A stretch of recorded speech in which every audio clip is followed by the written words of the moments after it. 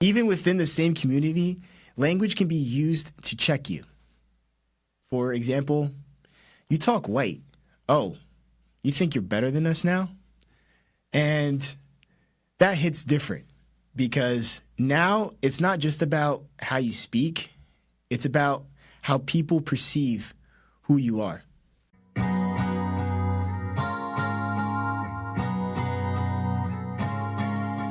What it do, what it do? It's your boy Andre Spruell, and you are tuning in to Middle of the Fence podcast. Thank you so much for taking time out of your day, whether you're listening, watching, or both. As I like to say, time is the most valuable thing on this earth because we can spend it but can't make it back. So as always, thank you for your time. And one thing that you notice very quickly while navigating two different worlds is how differently people speak. Whether you grew up with navigating two worlds from a socioeconomic perspective, cultural perspective, or whatever the case may be for those that are tuning in. But let's start on the tough terrain side of things.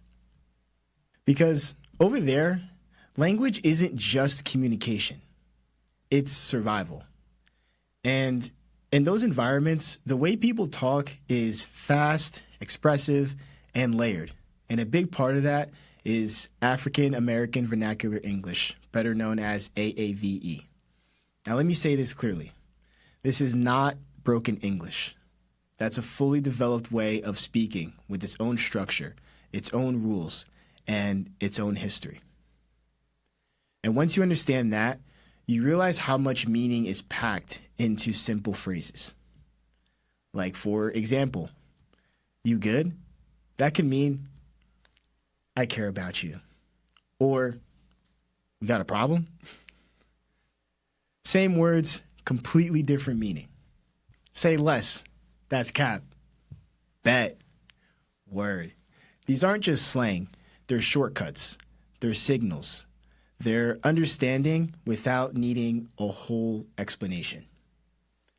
And honestly, tone and body language matter just as much as the words themselves. So, tone and body language really matters, especially when it comes to being on the tough terrain side.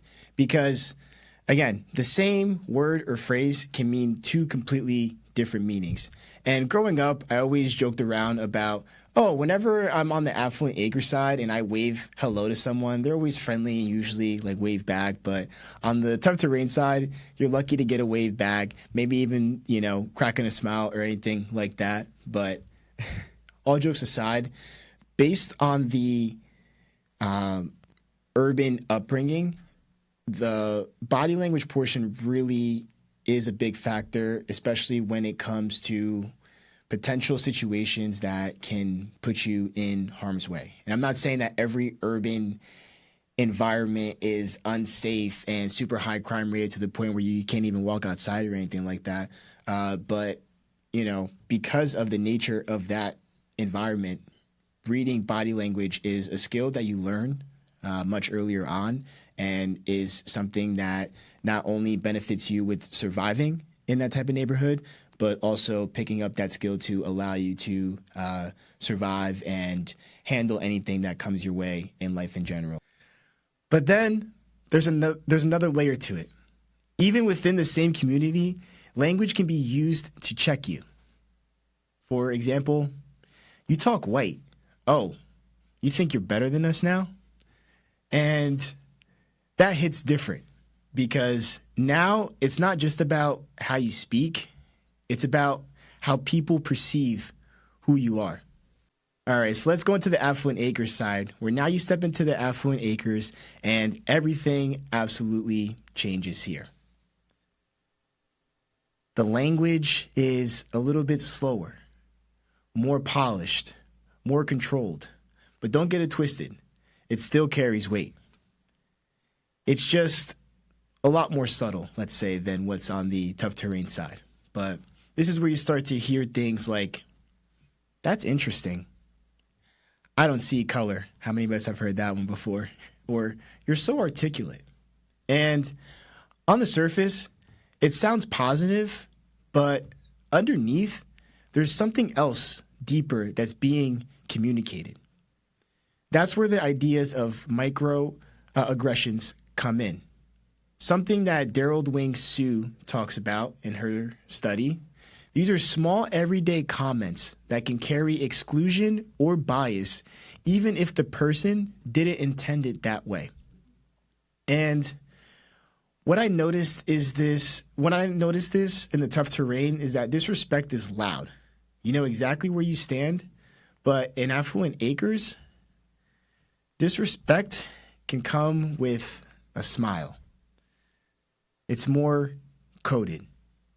So with the language and the way that words are coded on the Affluent Acres side, what can happen is that you can be paid a compliment and you can take it at face value, but there's a deeper more hidden message behind it. And I'm not saying that, if someone grew up from a suburban background and compliments you that, that they're trying to throw shade or anything like that. I just want to be very, very clear about that. There's people that can genuinely pay you a kind compliment, but when it's obvious that you didn't grow up in a suburban type of upbringing because of, external factors like your race or the way you dress or the way you speak or anything that falls into that category, words can be used in a more tactile way. TACTILE, trying to use the big vocab for you guys there, Affluent Acre style. And, this is something that I realized early on and something that I wasn't made aware of until I started becoming friends with fellow classmates that, either had a similar upbringing to myself or, have a similar race or ethnic background. And, when you first come to that realization, when you're on the receiving end of receiving a compliment that's actually not a compliment, it does make you feel dehumanized in a way. And frankly, it does suck, regardless whether you hear that as a child, teenager, or as a grown-up. But it's something that is a reality that comes with the Affluent Acre side. And what makes it even more sad is that sometimes there's people that navigate their whole lives without even realizing that, certain phrases and words that can be used as compliments can actually have a much deeper and darker hidden message to it. And you learn real quick how to respond without making things uncomfortable, even when something feels off. So let's talk about how it looks like when both worlds collide when it comes to this matter. Now, this is where things get interesting, because when you live between both worlds, you start code switching, which is the common term that everyone knows. And let's clear something up when it comes to code switching. It isn't about being fake. It's about adapting. It's about reading the room. Sometimes it's even about survival. You go from, yo, what's good, to, hey, how are you, in a split second. You might say something one way at home and a completely different way somewhere else, right? And sometimes you slip. You say, you bugging, but you say that in the wrong sentence and looks around and everybody freezes. Or someone hears bet and thinks you're talking about gambling, especially with how popular sports gambling is these days. Or you go back home and now you're getting clowned for sounding quote unquote different. And in other spaces, you hear, you're not like the others. And it's like, where do I actually fit in? Now, when the two worlds collide at this point, this is where things really get illuminated to the fullest, right? So when you see it from an Affluent Acres perspective, you start to get compared to, peers that resemble you in a way. Again, whether it's through they resemble you through race or ethnicity or anything that is a clear indicator that you're just different. and just you're not like the others, or you're one of the good ones. You know what I mean?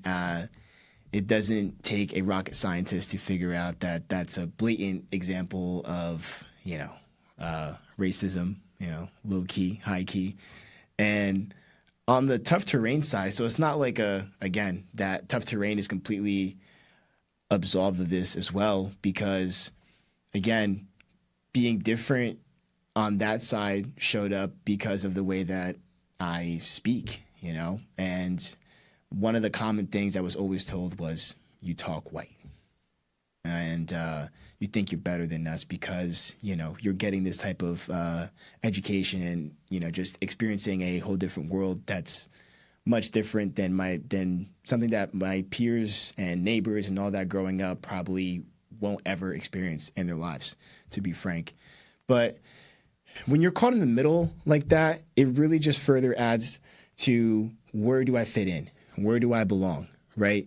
Because again, you want to represent where you come from, and you want to be proud of the hard work that you're putting in to stand with your peers on one side of the fence, but also want to show that, hey, it doesn't mean that I'm switching up, or that I forget where I came from when it comes to the other side of the fence. But through it all, what matters most is that you find your way and realize that no matter where I'm at, what event I'm at, what side of the fence I'm at, that you develop the authenticity to be yourself.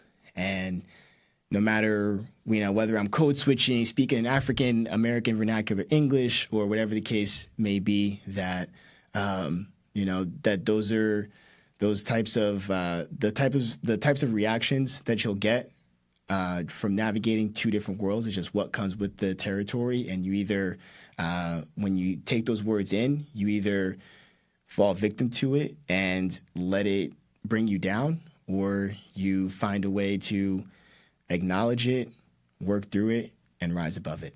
Because now you're either explaining yourself or defending yourself based on the environment that you're in, whether you have those slip-ups or, just trying to talk how you do. And that's what it really feels like to live in the middle of the fence. And frankly, at the end of the day, language tells you everything about culture, and you don't need to travel the world to know that. And in tough terrain, language is rhythm, connection, and survival. And in Affluent Acres, language is control, perception, and power. And growing up between both, it teaches you how to translate, how to adapt, and how to recognize when words are being used to define you. Now, the question that I pose for the audience today is, what's a phrase, word, or way of speaking from your environment that people outside of it just don't understand?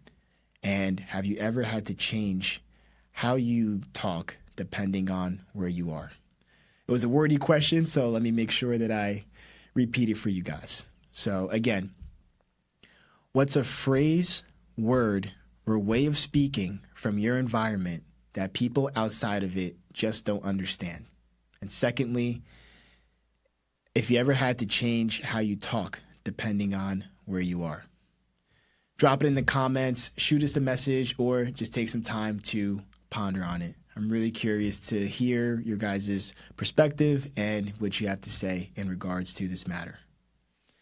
This is yet another reminder that no matter which side of the fence you grew up on, we're all more alike than we think. My name is Andre Spruell. Catch you guys next time.